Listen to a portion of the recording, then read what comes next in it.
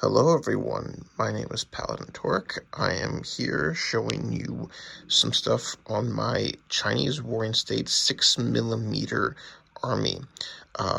Now, first things first, I'm going to apologize. The colors, my paint job, first off, is not super great. I am not an artist, and this is pretty much the first time I'm actually trying 6mm. I'm not really counting Legions Imperialis since I actually haven't done much painting with that just yet. This is the one where I've truly actually tried painting more. So apologies for that. Second off, this is probably not historically accurate color schemes. I will explain a little bit more about why that is later, but this is obviously not super great. Also, I did try drawing kanji on the flag. It did not work. That is a skill that I do not have. I hope to have it eventually. But, so, this is because I made this because I am interested in the period of the Chinese Warring States, the era of the Qin Dynasty, their rise, and stuff like that. This got started because of an anime, originally manga, but turned anime called Kingdom. That series is about the Qin's rise to power through the eyes of both the king, but also the general Li Jin, or Rishin as it's in Japan. And granted, that series takes a little bit of liberties with history. That's a debate to be had. I'm not going to get into it. Li Shin in history was the son of a nobleman. Shin in Kingdom starts as a servant boy. So, enough with that. So, the reason why these guys, I use blue as a main color, I will be adding some red in to this a little later, is because in that series, blue is, I'd say, heavily associated with Qin. Red is as well associated with Qin as it should be, but blue is the main color, at least of the main character's force, the Haishin unit, or the Feishin force, as the Chinese version of it is. So this army is kind of a combination of both the anime and historical, so I can at least do a little bit with both, which goes into why the rules I'm using. I'll be going into that a little later. So I wanted to go and show off, first off, with my ranked up infantry, I wanted to go 8-man across, 3 deep. These are on 25mm by 50mm, and the skirmishing infantry, 8-man, and it's 25 by 25. The reason I'm using these size bases is because I use these size bases for other games, so I already have some. Why not continue to use them for something else? It feels like a nice, even basing system. I know that a lot of people don't like using that. I think it was 40mm frontage is what they usually use for their individual bases for ranked up infantry like this. I decided not to do that, obviously. For Cav, it is the 6, 2 deep. Cav skirmish, 4. I might see if I can alter that, but I like this. I think it works. Obviously, I have currently just these 2 4-horse, and then these are command units that I would be using. I probably will have something, if I want to say, use in Kingdom. There are different ranks, obviously. There's the 100-man commander, 300-man commander, stuff like that. I very well could take like a 25mm base and then line them up like this, kind of representing something that small if I wanted to. It's a possibility. Not right now, though. So these will be command units. Obviously, there's way more that I have than just this, but I wanted to show some examples. As for how I'm painting them, I should have put them on popsicle sticks. There's a bunch that I haven't. I should have just done that. It would have been easier, but I didn't think about that. I just wanted them on the bases. So, especially the chariots. So I will have to deal with that. I will suffer whatever consequences come from that, but that's what we're doing there.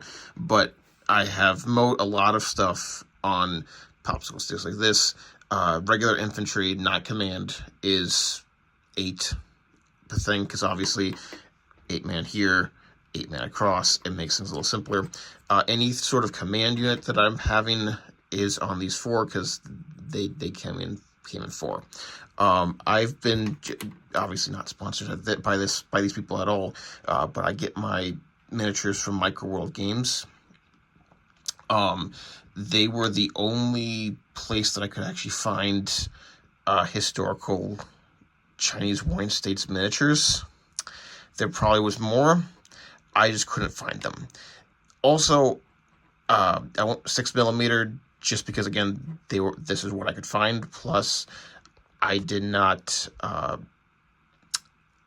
like 28mm scale because I can kit bash and make things look like characters that I have, like from the show or historical figures or stuff like that. And I can't really do that here. But this gives me the feeling that I'm commanding an army, and that's kind of what I'm wanting. So I have a lot more of these guys. I have, obviously, medium spearmen with shields, heavy cav, light sword skirmishers, horse archer skirmishers, crossbowmen, G infantry, more crossbow, like regular crossbow, horse archers, crossbowmen. I did a lot. I can't remember exactly how. I have a lot of these guys. So that's that. I will probably show off more of this stuff as I finish, as I finished more. Eventually I'd like to go and show off some battle reports, but that's in the future. But most of my stuff I post on Instagram, but this is the main thing here. Now let's go and talk about the rules. Okay, now time for the rules. The rules that I'll be using is a combination of Hail Caesar by Warlord Games and this game Warring States by Chris Pierce, copyright and all that stuff. I found both, most people would probably know what Hail Caesar is. Warring States was the one, I was trying to look for a rule set that was specific to this time period. This was all I could find. Now this one is more so suited for 28, 25mm scale. It does talk about how you could use some smaller scale in certain ways. It probably could work. I'm going to be basically meshing these two together. Hail Caesar, I use it for other games. I admit I haven't played any games of Hail Caesar just because no one in my area wants to play or is interested in playing. I will be checking to see if more are interested, borrowing armies as I have more, but I have stuff for Wars of the Roses as well as Ancient Rome, so Imperial Rome specifically. So I can at least get some people in it eventually. It is a thick, heavy tome, but it is still a good system, at least for what I'm wanting. The big problem with it is not focused on any one particular setting, one particular period. It covers stuff from as early as ancient Egypt to as late as the Wars of the Roses.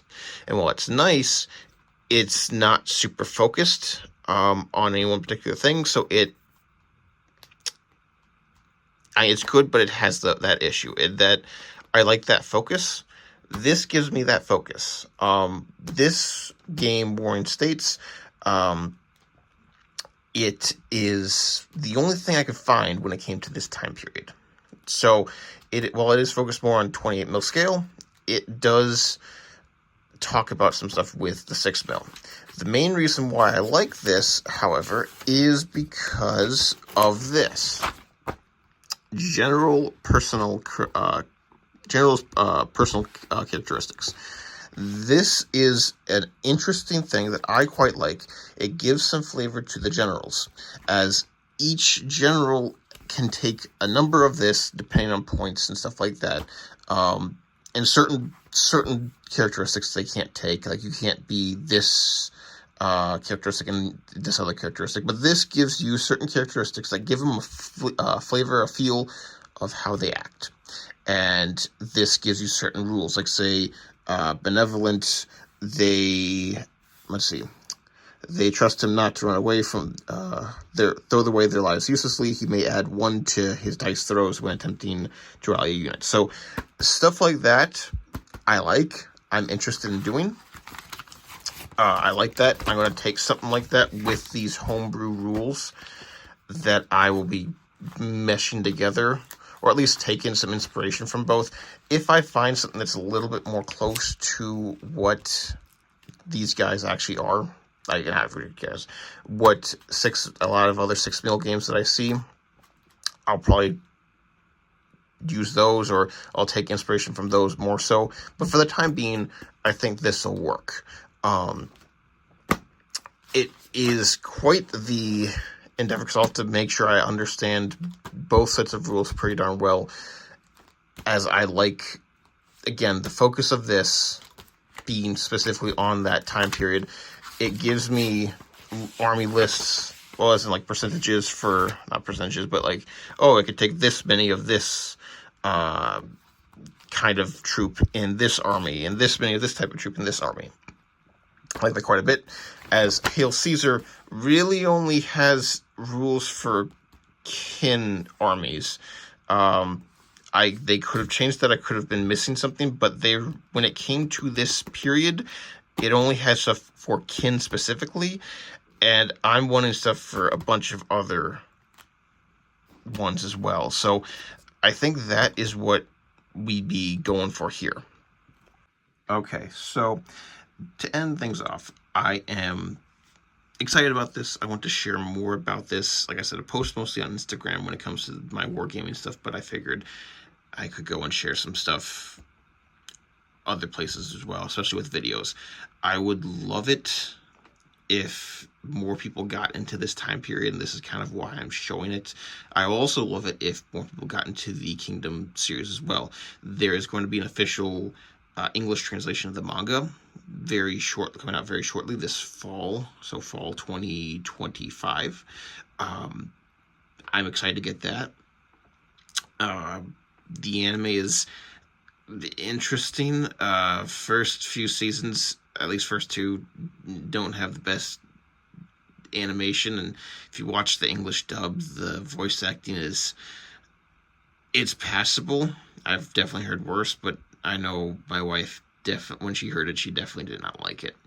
But I'm hoping that the time period, as well as that series, will get a little bit more love and attention. That's kind of one of the reasons why I'm doing it, other than the fact that I just find it fascinating. Like I said, I hope to go and share more about this. I would love to go and do some battle reports eventually. That's in the future, but eventually. So, yeah. So thank you very much for watching. If you've watched it this far, thank you. You guys have a great rest of your day. Bye.